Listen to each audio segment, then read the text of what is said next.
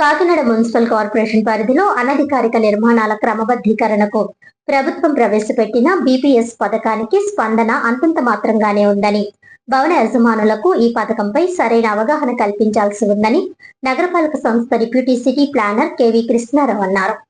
కాకినాడ నగరపాలక సంస్థ పరిధిలో గుర్తించిన అనధికార నిర్మాణాల సంఖ్య తక్కువగానే నమోదైనట్లు అధికారులు చెబుతున్నారు. నమోదైన వాటిలో కూడా యజమానులు పెద్దగా ఆసక్తి చూపకుండా ఉండడం గమనార్హం.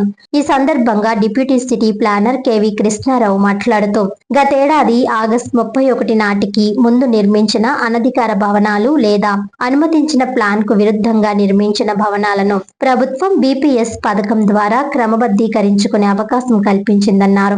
అదే విధంగా గత నవంబర్ 12న ప్రభుత్వం ప్రత్యేక ఉత్తర్వులు జారీ చేసి 120 రోజుల్లోగా దరఖాస్తు చేసుకోవాలని సూచించినప్పటికీ ఇప్పటికే 2 నెలలు గడిచినా ఆశించిన స్థాయిలో దరఖాస్తులు రాలేదని తెలిపారు. కాబట్టి భవన యజమానులు ఈ అవకాశాన్ని వినియోగించుకుని తమ అనధికార నిర్మాణాలను వెంటనే క్రమబద్ధీకరించుకోవాలని డిప్యూటీ సిటీ ప్లానర్ సూచించారు. అవగాహన పెంపొందించేందుకు నగరపాలక సంస్థ మరిన్ని చర్యలు చేపట్టాల్సిన అవసరం ఉందని స్థానికులు అభిప్రాయపడుతున్నారు.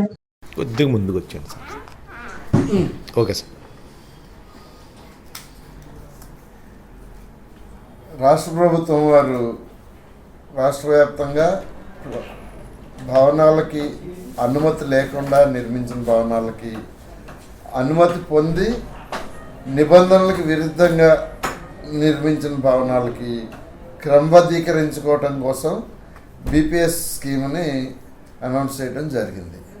ఈ బీపీఎస్ స్కీమ్ ద్వారా 2019లో మొట్టమొదటిసారి వచ్చినప్పుడు ఆగస్టు 31, 2019 వరకు కట్టిన బిల్డింగ్స్కి బీపీఎస్ చేసుకోమని చెప్పేసి కొన్ని విధి విధానాలకి అనుగుణంగా పెనలైజేషన్ ఛార్జెస్ పెట్టి అప్లికేషన్స్ పెట్టుకోమని చెప్తే అప్పట్లో మనకు సుమారు 1200 పైచలకు అప్లికేషన్స్ రావటం జరిగిందండి.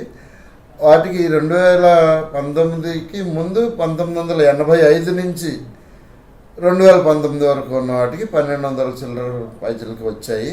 వాటిలో ఇంకా కొంతమంది మిగిలిపోయారు.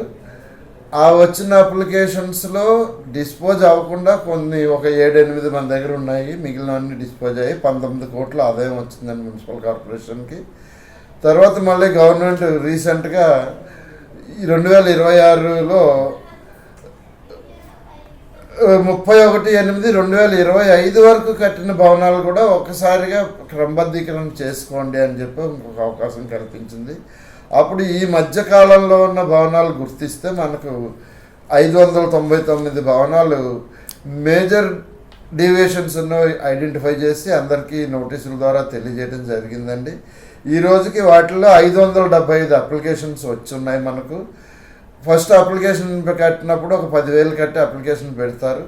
తర్వాత దానికి కావాల్సిన పత్రాలు, ప్లాన్లు అన్నీ పెట్టి వాళ్ళ అనుమతి పొందింది ఎంత, ఈరోజు ఉన్నది ఎంత, ఇవన్నీ పెట్టాక మన ఫీల్డ్ లెవెల్లో ఇన్స్పెక్షన్స్ చేసుకుని దానికి విధి విధానాల ప్రకారం ఉన్నదానికి ఫైనల్ అమౌంట్ కట్టించి చేస్తాము. దాంట్లో భాగంగా ఇప్పటికీ ఇనీషియల్ పేమెంట్గా ఒక 1 కోటి రూపాయల వరకు ఆదాయం వచ్చిందండి. ఇంకొక ఈ అప్లికేషన్స్ అన్నీ పూర్తి చేసి పూర్తిగా అప్రూవల్ క్రమబద్ధీకరించేసరికి మనకు ఒక 10 కోట్ల పైచలకు ఆదాయం వస్తుందని అంచనాతో ఉన్నామండి. ఈ 575 కాకుండా ఇంకా మిగిలిన వాళ్ళని కూడా మోటివేట్ చేస్తున్నాము. దీనికి అప్లికేషన్ దాఖలు చేయడానికి ఆఖరి తేదీ మార్చి 11వ తారీఖు ఉంది. కాబట్టి పట్టణ ప్రజలందరూ, నగరవాసులందరూ కూడా వాళ్ళ అనధికార భవనాలని క్రమబద్ధీకరించుకొని ఈ స్కీముని ఫైనల్ అవకాశంగా తీసుకుని వినియోగించుకోవాల్సిందిగా తెలియజేయటం అయింది.